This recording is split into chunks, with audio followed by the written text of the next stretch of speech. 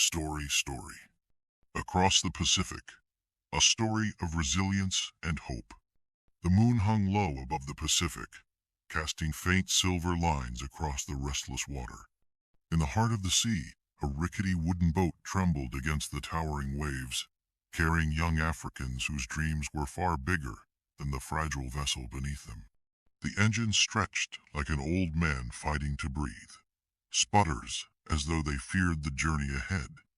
Crammed into the narrow boat were dozens of youths, black, strong, and desperate to earn a living to survive, to assist back home, to live a meaningful life, and most importantly, to arrive safely. Each one clutching something small but precious. Some held backpacks filled with the last pieces of home, a mother's folded wrapper, a father's worn-out advice notebook, maybe a few mold of Gary wrapped in nylon. Others held plastic water bottles, gripping them as though they were holding on to a personal life jacket. Their faces glistened under the cold sea wind, faces gripped with fear, confusion, and exhaustion. But beneath all that, something stubborn burned in their eyes: hope. Because every man on that boat had left behind a story, a struggling family, a sick parent, younger siblings whose school fees depended on their successes. No one boarded the boat because they wanted to. They boarded because something back home was broken, and they believed they could fix it only if they survived this risky voyage. The night grew darker, and the water grew even angrier. A sudden wave hammered the side of the boat, sending a spray of salty fear across them. One boy, barely 18, screamed in prayer. Another clenched his teeth and whispered, "We must reach. We must." The trafficker who handled the makeshift boat had vanished long before, leaving them with no safety jackets, no compass, no guarantee of survival, just the direction of the wind and the courage in their bones. Hours passed.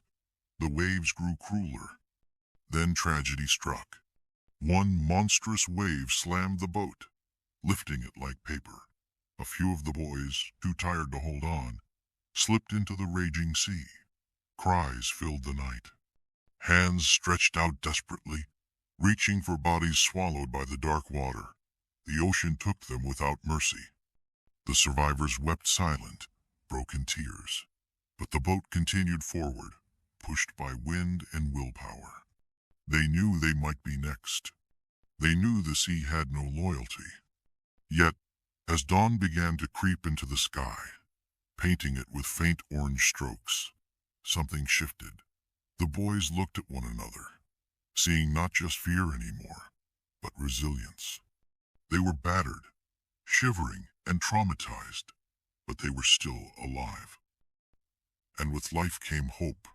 "We will make it," one whispered. "For our families," another added. "For the future," a third said. The sun finally rose, revealing what the night had hidden. A faint outline of land on the horizon. Europe, a new beginning, a promise, a prayer.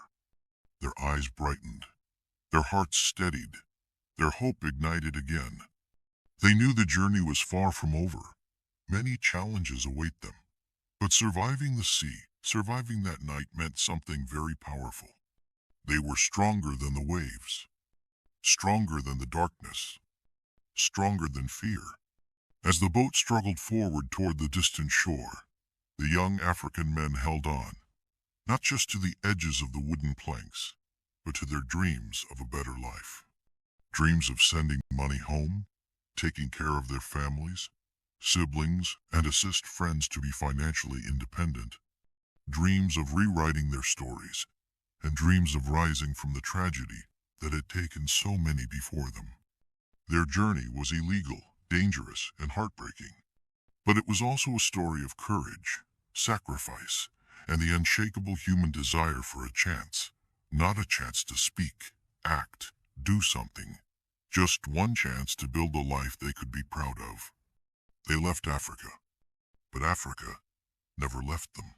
And as long as hope stayed alive in their chests, so did the possibility of a brighter tomorrow.